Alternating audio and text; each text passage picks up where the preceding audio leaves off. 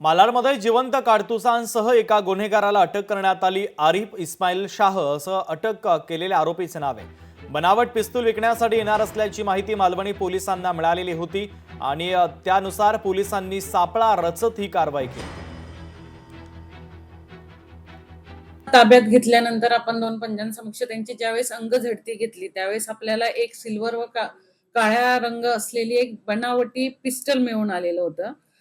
त्याची जवळपास आपण 75,000 किंमत आणि 4 जिवंत काडतुसे आहेत ज्यांची 4,000 आपण किंमत लावलेली आहे। आणि अटक आरोपी जो आहे तो आरिफ इस्माईल शाह, वय वर्ष 35 आहे, तो राहणारा रत्नागिरीचा आहे। या गुन्ह्याच्या अनुषंगाने तत्काळ आपण गुन्हा दाखल केलेला आहे 842/2025।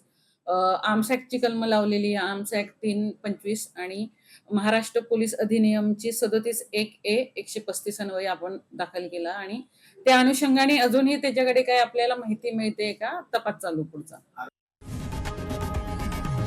लोकशाही मराठी ऐका, पहा, जागरूक रहा।